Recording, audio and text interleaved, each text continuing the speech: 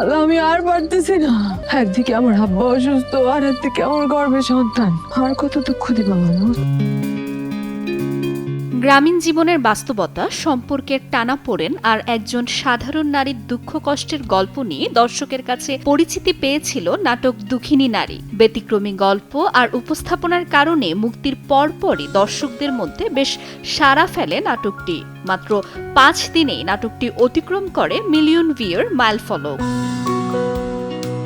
নতুন গল্প, নতুন বাঁক আর আবেগঘন নানা মুহূর্ত নিয়ে নির্মিত হচ্ছে নাটকটির দ্বিতীয় কিস্তি দুঃখিনী নারী 2। প্রথম পর্বে প্রধান চরিত্রে অভিনয় করে দর্শকের নজর কেড়েছিলেন তানভীর সোহেল ও ফারজানা আহসান মিহি। দ্বিতীয় পর্বেও তাদের অভিনয় ঘিরে থাকছে দর্শকদের বাড়তি আগ্রহ। পার্ট 1-এ আমাদের রেসপন্সটা এত ভালো ছিল, হিউজ ভিউ ছিল। আমরা 2 দিনে মিলিয়ন পেয়েছিলাম। অলরেডি আজকে 4 দিনে 1.5 মিলিয়ন, যার কারণে আমরা খুব দ্রুত আবার পার্ট 2 করার শুরু করলাম। এই গল্প যখন আমরা করেছি তখনই আমাদের কাছে মনে হয়েছে যে নিশ্চয়ই এই গল্প দর্শকের পছন্দ হবে বা দর্শকের ভাল লাগবে।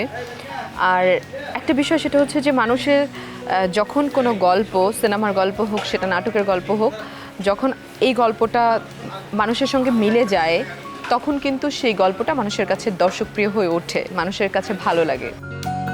অভিনয় শিল্পীদের পাশাপাশি দ্বিতীয় পর্ব নিয়েও বেশ আশাবাদী পরিচালক। পারিবারিক বাস্তবতা ও সম্পর্কের টানাপোড়েন আরও গভীরভাবে উঠে আসবে দ্বিতীয় পর্বে। নাটকটি চিত্রনাট্য ও পরিচালনা করেছেন এ বাবুল ও গল্প লিখেছেন পাপ্পুরাজ। আমি স্ক্রিপ্ট এমনভাবে করেছি, ফিনিশিংটা দর্শক দেখলে বুঝতে পারবে। শেষ ফিনিশিংটা যে জায়গাটা আছে একটা রেখে দিয়েছি, যে দর্শক যদি চায় যে আমরা তৃতীয় পর্ব চাই, আমি দেব। প্রথম পর্বের মতো এবারও দর্শকদের হৃদয়ে জায়গা করে নিবে দুঃখিনী নারী 2, এমনটাই প্রত্যাশা নির্মাতা ও অভিনয় শিল্পীদের। ফাতেমাতুজ জোহরা, সময় সংবাদ, ঢাকা।